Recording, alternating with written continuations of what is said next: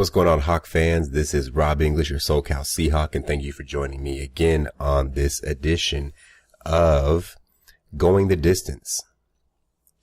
This is the week 4, the quarter of the way through the season's show. And we're going to go ahead and run this a little longer than normal. And we're going to start off talking about this just previous game against the Indianapolis Colts at the Clink, and how we feel about it. How do we feel about that game?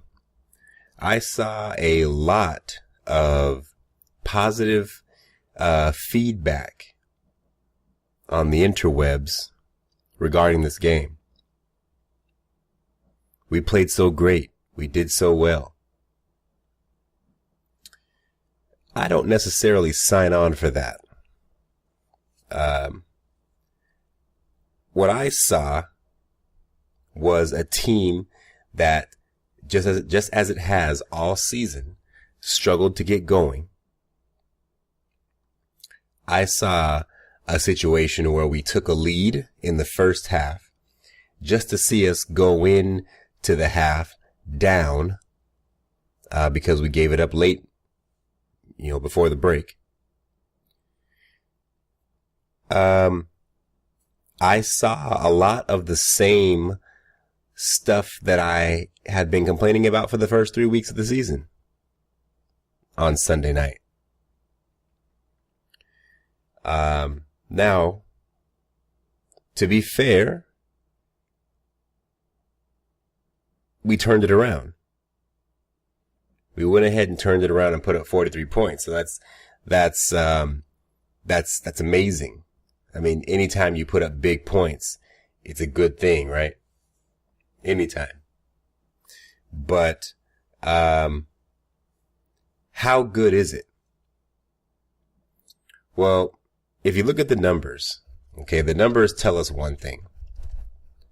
The numbers say we played a great game. On offense and defense. We held Jacoby Brissett. He was 16 of 29 for 157 yards or something like that. A TD and a pick. He did have one great touchdown throw, back shoulder to Moncrief. We held Frank Gore to 46 yards on 12 attempts. Brissett broke out for a couple. We got the pick 6 and the fumble return for a touchdown.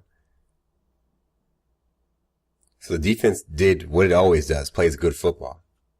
On offense, Russell went out there and was 21 for 26 for 295 yards and 2 touchdowns, although he did throw 2 picks.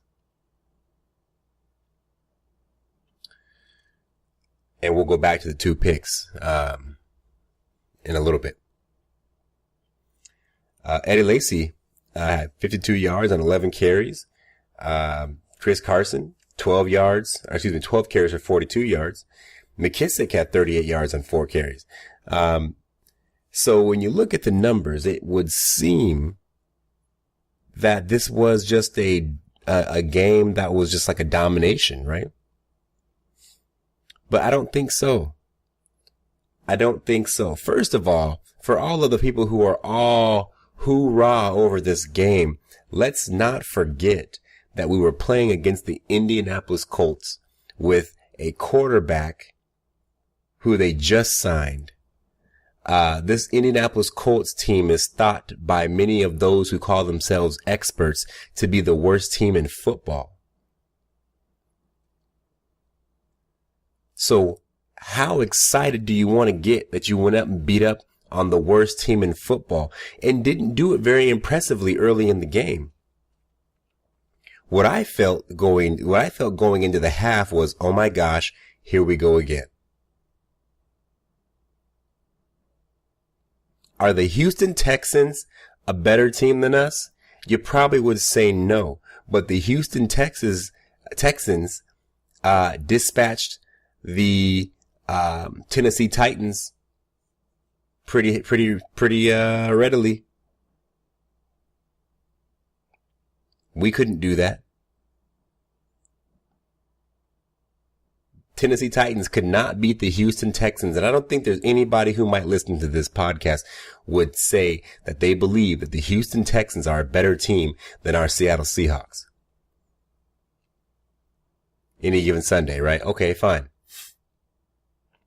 So here comes the Indianapolis Colts. Again, many believe the Indianapolis Colts are the worst team in football. And we went into the half down.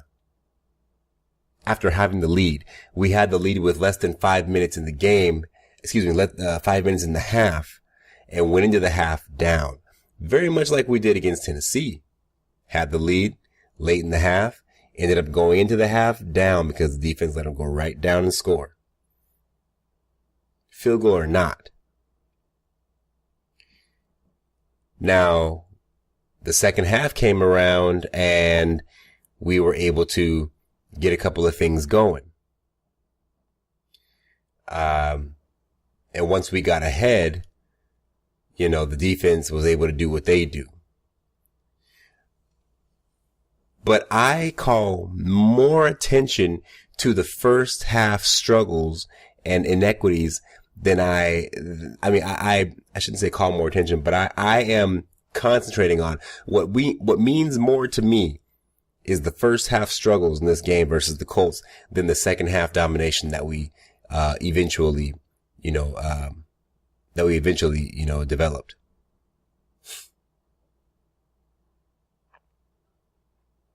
That tells me that this team still has a lot of things to fix, and we know this. But let's not let ourselves get too rah-rah over whooping up the Colts. They're the worst team in football. Many believe.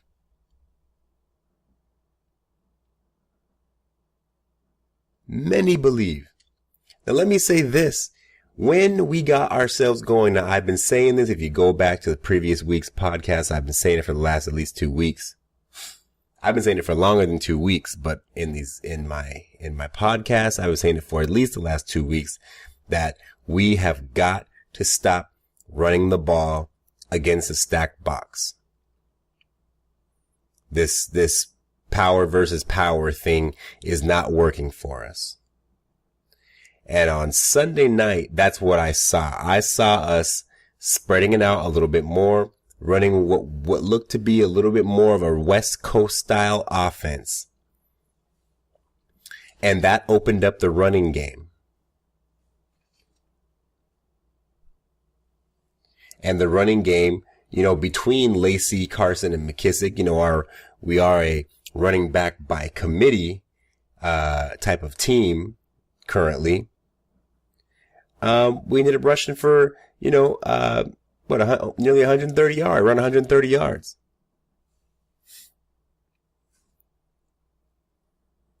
So the running game became relevant again when we started passing the football, throwing the football.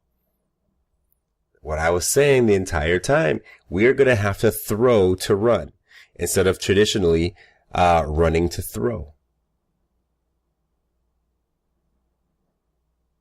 I think it's really kind of simple, honestly. I think it's kind of silly too. Like the concept that you have to run to throw. When I really think about it, if you think about it, if you can run, then why do you ever have to throw?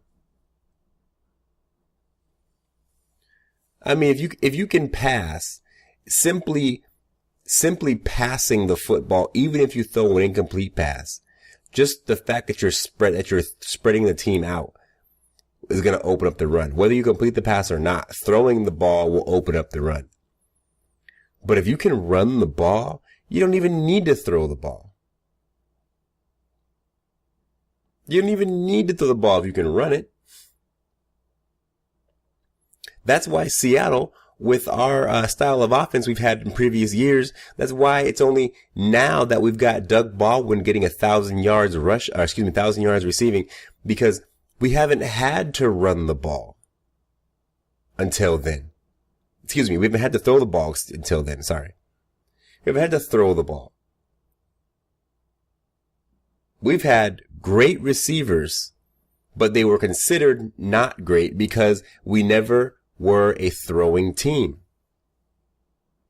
Sidney Rice could have been a 1,000-yard receiver, but why would he? We had Marshawn Lynch running over everybody, causing earthquakes. Like I said, what I saw on Sunday night was finally what I've been saying the entire time, and I really hope we keep it up. I really hope that we don't go back to what we've been doing, because it obviously is working. It obviously worked. The second half was a great exhibition. It was a great half of football. It seemed like everything was working at that point. Russell Wilson completed passes to 8 different receivers. Spread the ball around. Spread the ball around.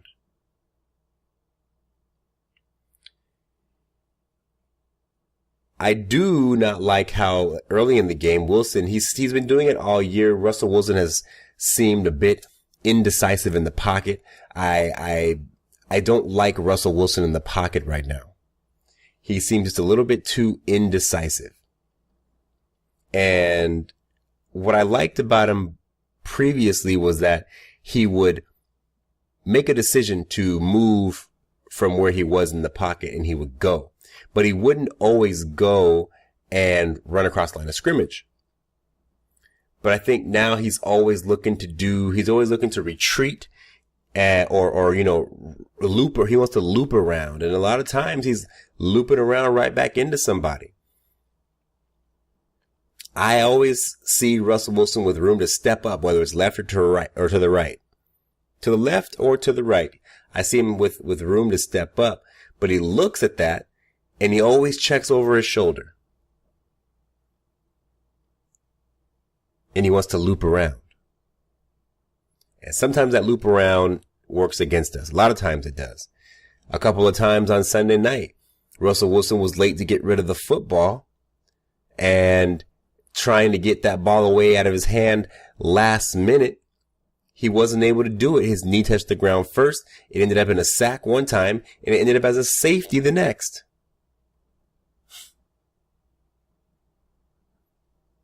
I would like to see Russell Wilson step up, because they're rushing the edges hard against the pass because they don't want Russell Wilson getting out of there.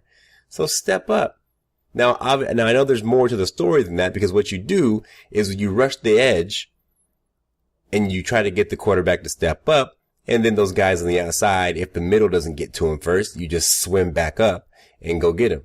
I know how that works, but the looping around is not always working either. So Russell Wilson in the pocket still is making me nervous. I'm hoping that with a little more consistency from the offensive line, we'll see him having to do that, do it on his own less. But Russell Wilson in the pocket right now is making me nervous. When Russell has time, he can throw the ball just as good as any quarterback out there. He was putting the ball on the mark on Sunday night when he had time. Right on the mark.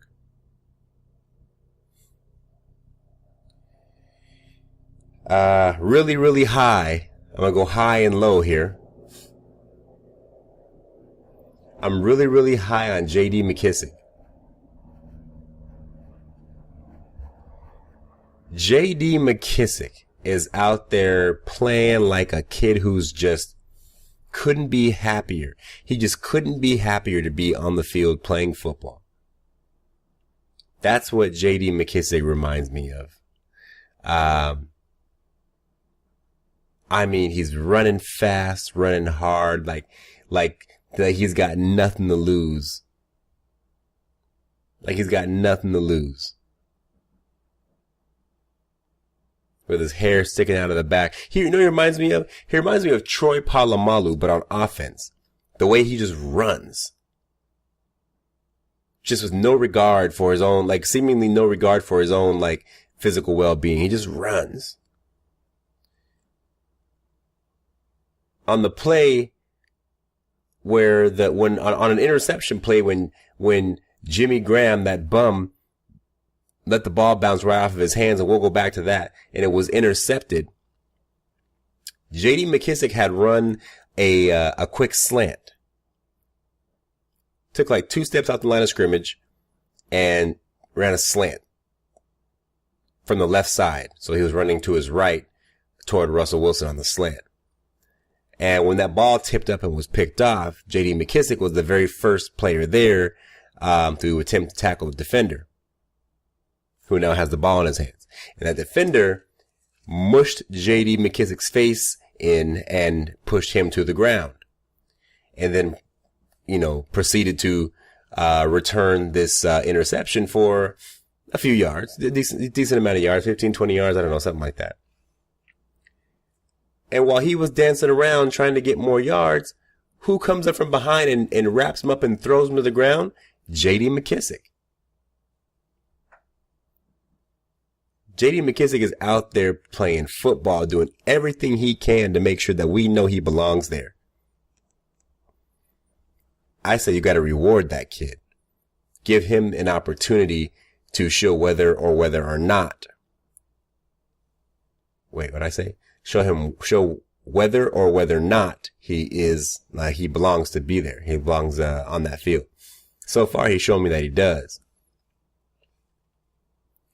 I really, really liked what I saw out of J.D. McKissic. On the pass play, he just ran out there and caught the football in between 2 defenders. Now, he didn't really sky up for it or anything like that. He just ran to where the ball was going and put his hands up and caught it. On the long run, he was through that hole so fast. J.D. McKissic has got to be low 4s on the 40. I mean, he flew through that hole so quick. An unfortunate casualty, Chris Carson. He is going to be out for some time, from what I understand. He has a chance to be back before the end of the year, but he had his ankle messed up pretty good. Got rolled over on, basically folded himself, got himself folded over his own ankle.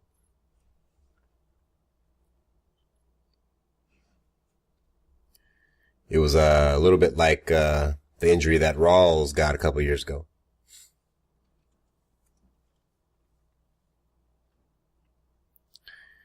So Chris Carson, after coming out and earning his stripes and doing great things for us, he's going to be done for a while. But it was great to see that J.D. McKissic is out there. It looks like he's ripping and ready to go. So that's the high. That's the high, J.D. McKissic. The low, as it's been all year long, my low is Jimmy Graham. I don't care what Jimmy Graham did in the receiver, and he had 3 or 4 catches on the day, I believe. Couple good catch and runs, but Jimmy Graham has got to go. I'm telling you. I am done with Jimmy Graham. Both the interceptions that Russell Wilson threw on Sunday night were to Jimmy Graham. And if you ask me, they were both Jimmy Graham's fault. Granted, on the corner route, which was the first interception, Russell could have put that ball a little further to the outside, I believe. But as an offensive player, as a receiver, when you are downfield waiting for the ball to get to you, your job is to catch the football, but number 2 job is to make sure that nobody else doesn't, if you have an opportunity to do it. I believe that Jimmy Graham went up for that ball weak. He didn't go up for that ball strong. That, I think it was the safety. I think it was, I can't remember who the defender was, but he gives up at least 3 or 4 inches to Jimmy Graham, at least. And that's just me saying that because I don't know for sure. I'm not looking at his attributes right now. He gives up at least 3 to 4 inches. Jimmy Graham is a large man.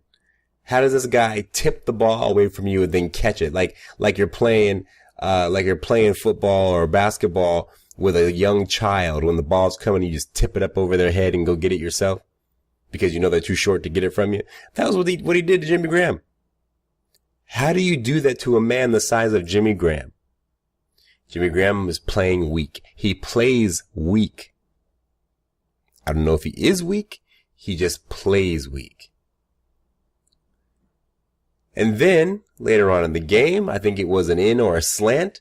Russell Wilson hit Jimmy Graham right in both of his hands, and it just popped right off and into the hands of a waiting defender. That was the one where J.D. McKissick made the play. But for me, Jimmy Graham's pluses do not outweigh his negatives. Not for me. Not right now. Now, I am fully willing to be wrong on this. But I'm telling you right now, get rid of Jimmy Graham. Luke Wilson can give us at least as much production as Jimmy Graham is. At least as much production. I'm not saying he'll be better, but if you ask me, Luke Wilson can give us at least the amount of production that Jimmy Graham has.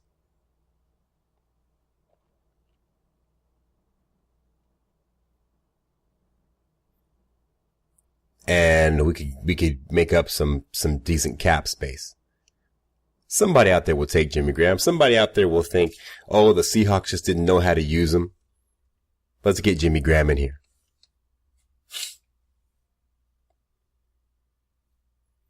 I am so low on Jimmy Graham. I didn't even believe it was possible to be as low on a player as great as Jimmy Graham is believed to be. I didn't think I could get that low on a marquee player like Jimmy Graham on my team. But I am. Until Jimmy Graham shows me a whole lot of something consistently, I'm off of the Jimmy Graham boat. I was all about it when we signed him. I was like, this is it. That's what everybody was.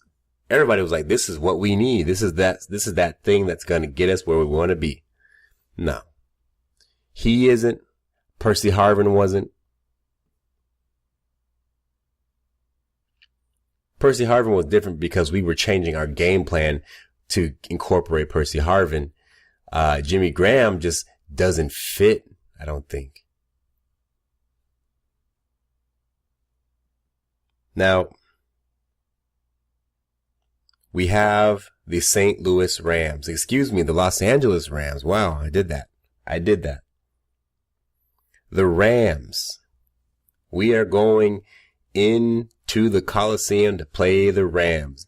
And this is always a test for us. This is that next test. Right? We have a few games that are going to be tests this year. Well, basically every away game is a test for us, but the Rams look like the best team, not only in the NFC West, but it's arguable that the Rams are one of the best teams in the NFC right now. Jared Goff is throwing the football well. Gurley is running the football well. The defense is strong.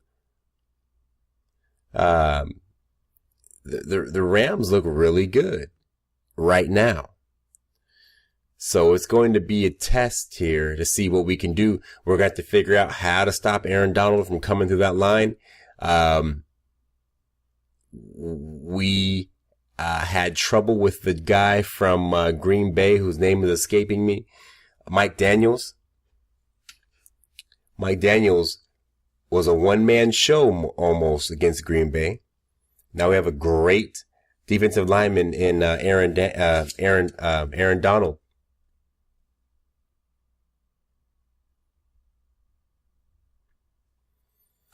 And the offensive line is still a mess. It played well on Sunday night. It played okay on Sunday night.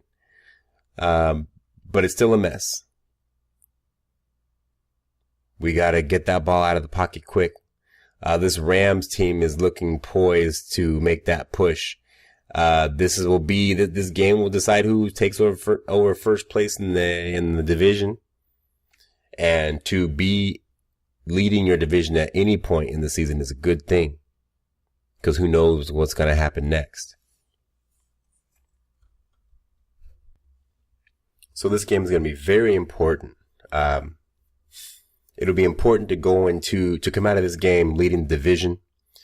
If you look forward in the schedule,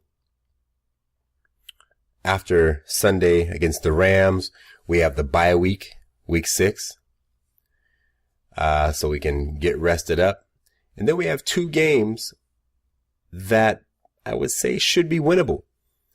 We got to go on the road against New York, who has yet to win a game yet this season. And then we have the Houston Texans, who I mentioned earlier. A team that, again, I think most of us feel we should be able to beat.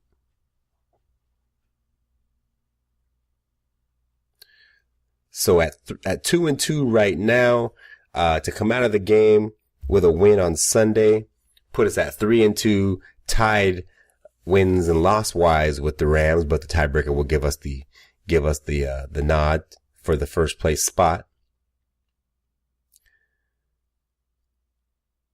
Take a week off,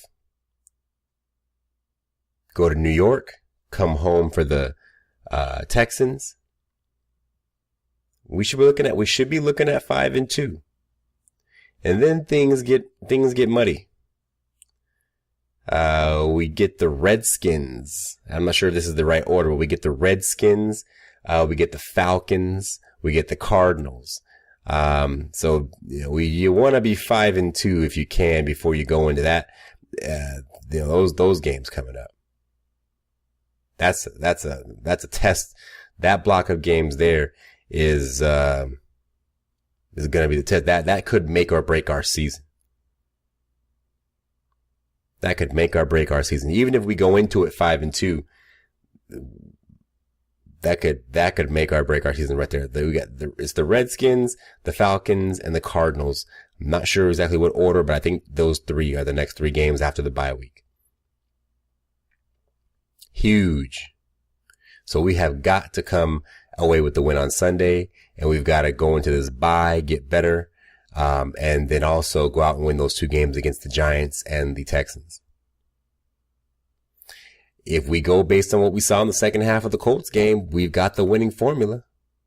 But again, let's not get too high, because it was just the Indianapolis Colts, and they're not good. We should have beat the Colts 40-something to 18 or whatever it was. We should have smoked them. It should have been over before halftime.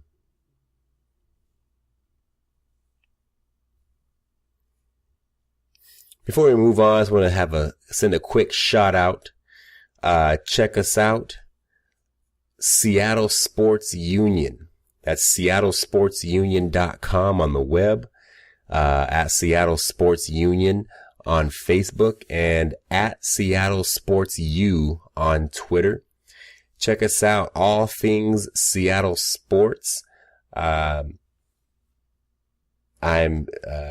specifically involved with the Seattle Seahawks portion of SSU. Catch our live post-game show on Sundays at 8 p.m. on Facebook.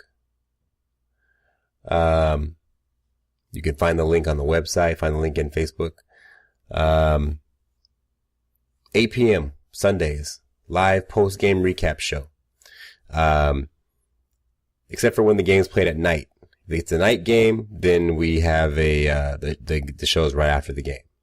So just keep posted. Check me out on YouTube. This podcast will live there. Rob English 13. Or you can just go to YouTube and search Rob English Seahawks, and I'll be the first result.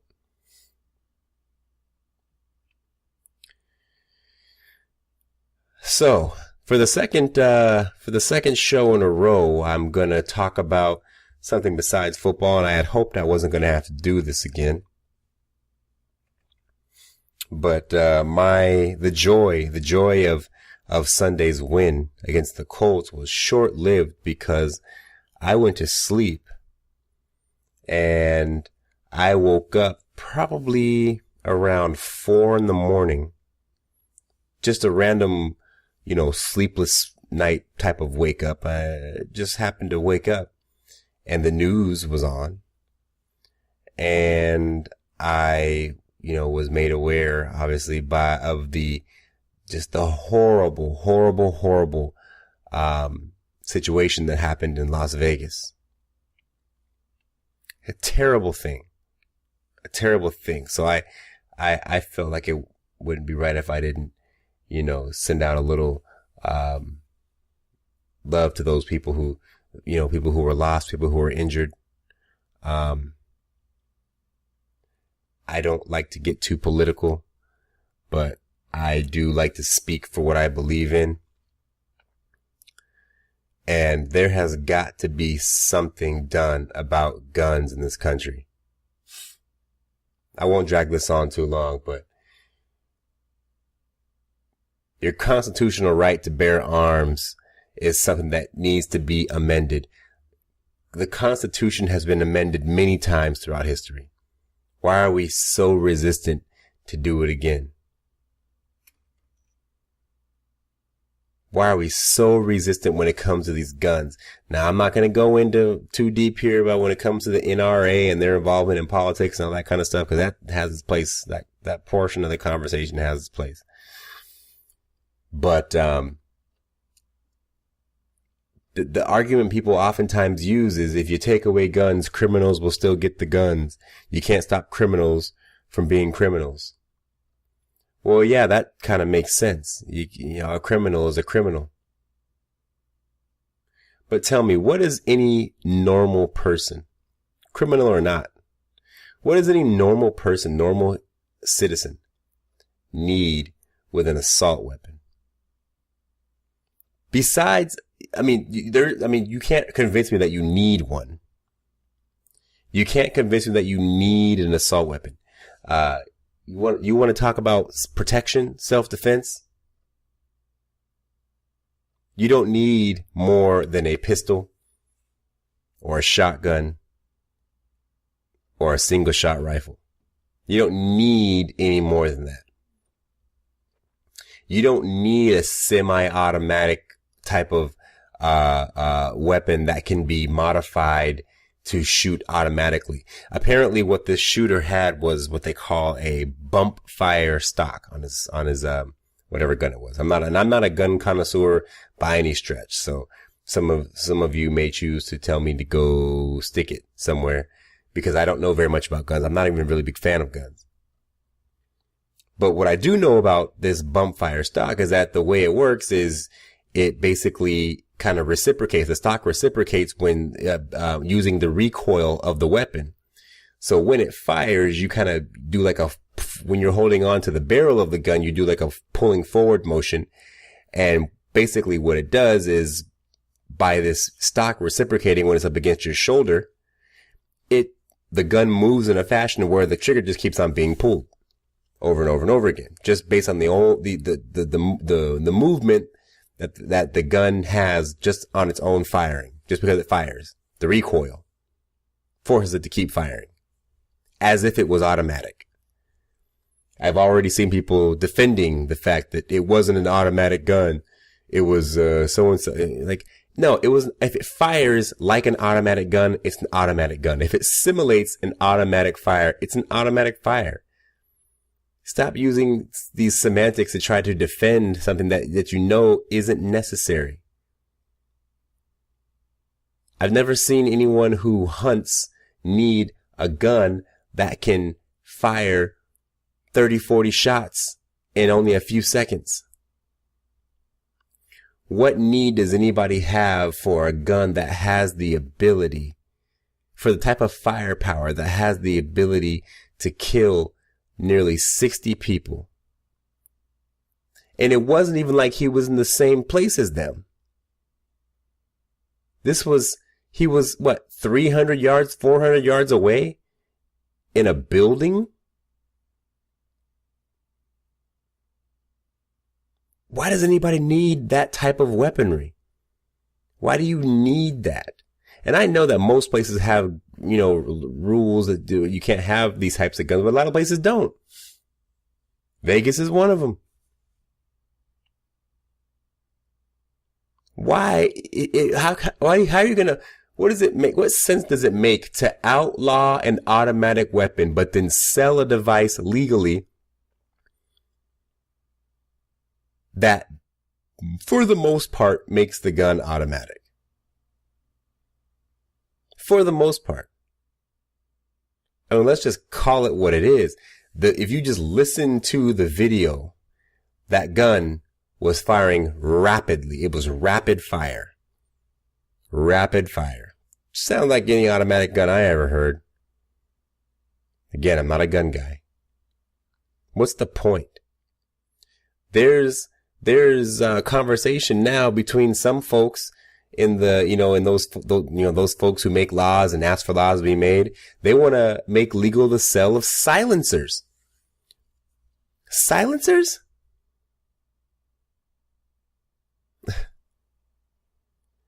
It just doesn't make sense. No one wants to take your guns away, gun lovers. We don't want to take your guns away, all your guns. We just want to take away the guns that are not necessary. Keep your other guns. Because you can't say that criminals are gonna find their guns either way. Look, this guy wasn't a criminal.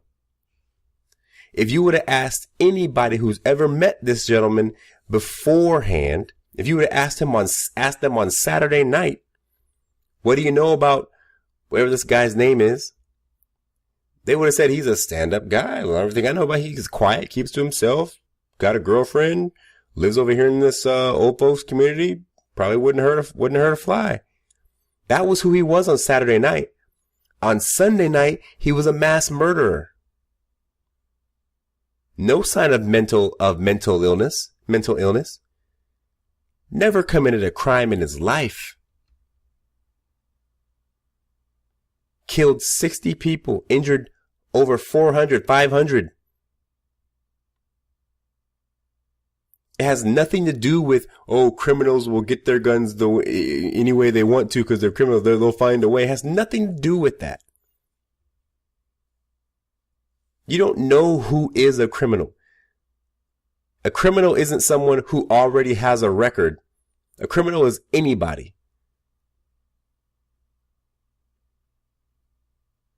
And it's because of this that there has to be change.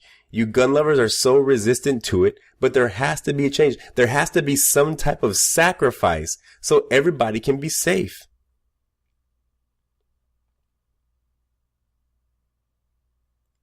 Buy extra pistols and shotguns. Fall in love with the regular guns. This man would not have been able to kill 60 people from 32 floors up and 300 yards away with a pistol, a shotgun, or a bolt action rifle. He just simply would not have been able to do it.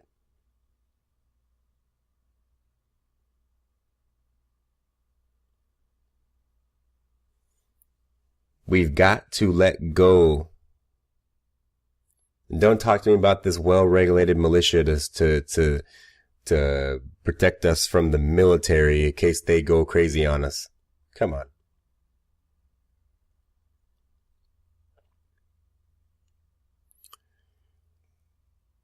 That's all I'm going to say about that. All right, Seahawk fans. We have the Rams on Sunday. We've got to come away with this win to go into the break at 3-2, take over first place in the NFC West, and go strong into the rest of the season. This is Rob English, your Socal Seahawk, and this is Going the Distance. Like, subscribe, stay tuned. Go Hawks.